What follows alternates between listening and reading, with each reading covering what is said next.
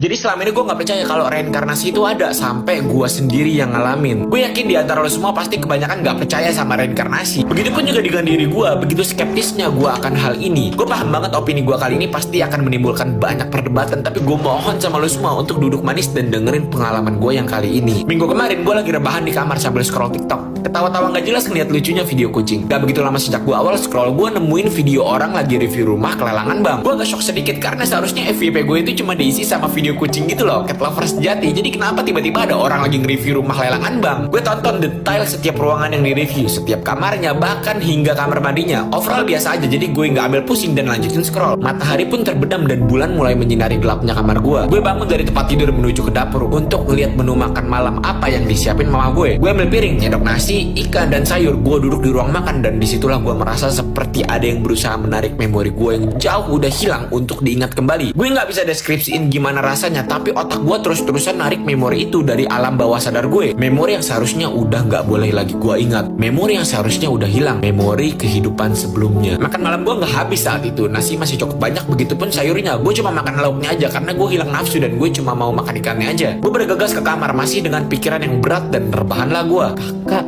Kak Ica, Mama, Papa. Gue ngomong sendiri di tempat tidur, nyebutin nama-nama yang gak pernah gue kenal sebelumnya. Dan di saat gue mau memejamkan mata, disitulah otak gue berhasil mengangkat memori tersebut. Memori yang seharusnya gak boleh gue ingat sekarang kembali secara penuh. Memori kehidupan sebelumnya, kehidupan indah yang berakhir tragis di rumah itu. Rumah yang sekarang dilelang oleh bank. Di rumah yang siang ini gue lihat videonya di TikTok. Semua dimulai ketika gue masih bayi. Ibu kandung gue yang penyayang terpaksa harus merelakan kepergian gue untuk diadopsi oleh keluarga yang cukup kaya. Semakin gue besar, semakin gue sadar bahwa ibu kandung gue sebetulnya gak begitu rela untuk melepasin gue begitu aja. Cintanya dia begitu besar untuk gue, hanya saja memang takdir memisahkan kita. Gue tinggal di rumah baru gue. Gue punya orang tua angkat yang menurut mata gue sosok yang spesial. Mama dan papa gue sayang sama gue. Gue bisa merasakan kasih sayangnya, walaupun pastinya gak sebesar kasih sayang ke kakak gue, Ica, anak kandungnya. Kak Ica disekolahkan di SD elit dekat perumahan kita, sementara gue cuma disuruh jagain rumah dan gak pernah ada basa-basi satupun untuk nyekolahin gue. Ya lagi-lagi karena gue cuma anak adopsi, tapi gak masalah kok. Mereka tetap sayang sama gue. Gue dan Kak Ica sebenarnya itu gak boleh sekamar. Mama seringkali marahin gue, tapi Kak Ica selalu melindungin dan mohon ke mama untuk biarin gue sekamar sama Kak Ica. Papa akhirnya ngizinin dengan syarat gue gak boleh satu kasur. Jadi Kak Ica nyiapin gue semacam alas kardus untuk tidur di samping kasurnya, dan disitulah gue tidur dengan nyenyak. Banyak detail cerita yang bisa gue ceritain di sini karena memori gue bener-bener sepenuhnya pulih. Gue ingat papa tuh gak begitu sayang sama gue, dan papa nih galak banget, tapi cuma sama gue, gak dengan Kak Ica. Gue sadar kalau papa itu galak ketika dulu gue kalau pipis sering ngompol, entah di ruang tamu, di ruang makan, bahkan di tempat tidur. Dan setiap gue ngompol pasti papa teriak dan mukul gue. Pukulannya gak begitu keras kok.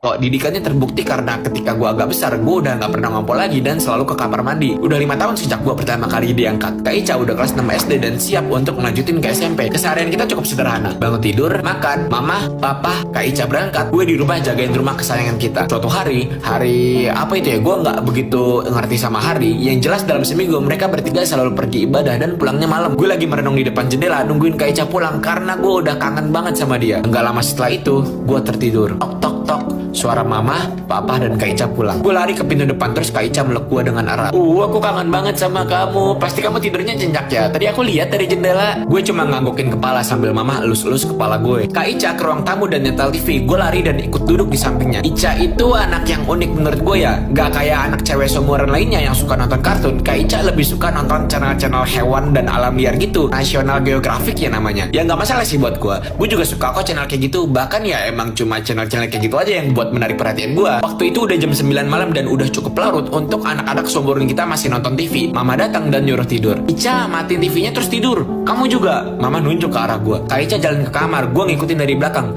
Entah kenapa malam itu gue ngerasa ada sesuatu yang bener-bener aneh gitu. Sekilas gue ngerasa ada yang merhatiin gue dari jendela. Gue gak bisa mastiin apa itu benar atau cuma perasaan, tapi gue yakin itu nyata. Kak Ica tidur dan gue juga udah ngantuk lagi. Brak, kubrak.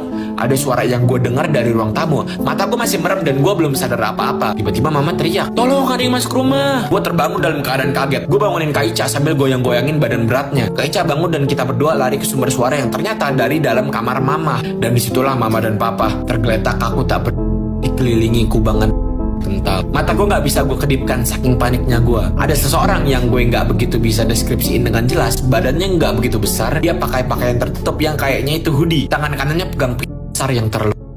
Orang itu berbalik badan menghadap ke arah gue dan Kak Ica. Sosok itu ternyata perempuan.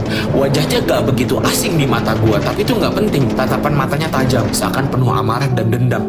Anehnya orang itu sama sekali gak ngincar gue. Dia berjalan dengan seramnya mendekati gue dan Kak Ica. Gue suruh Kak Ica lari dan biar gue aja yang halangi dia. Tapi anehnya dia melewati gue. Seakan-akan gue bukan targetnya, melainkan Kak Ica. Kak Ica lari ke kamar diikuti sama sosok itu. Gue cuma bisa teriak sekeras yang gue mampu walaupun gak menimbulkan hasil. Kak Ica ngumpet di kamar. Sosok itu masuk ke kamar kita dan nutup pintunya dari dalam. Sekarang gue dan Kak Ica terpisah. Kak Ica di kamar dan gue di depan pintu kamarnya. Gue bisa dengar Kak Ica teriak minta tolong dari dalam kamar. Suara gue dengar dengan jelas. Pengen banget gue nolongin Kak Ica, pengen banget. Gue sayang sama dia dan gue nggak mau dia kenapa-napa. Tapi ya disitulah gue cuma bisa terdiam di depan pintu kamar Kak Ica. Gak bisa nolongin, gak bisa apa-apa. Gue mau banget nolongin tapi nggak bisa. Gue cuma duduk ngeliatin pintu kamar itu, ngeliat keempat kaki gue yang nggak ada gunanya, buntut yang nggak ada gunanya, bulu yang nggak ada gunanya.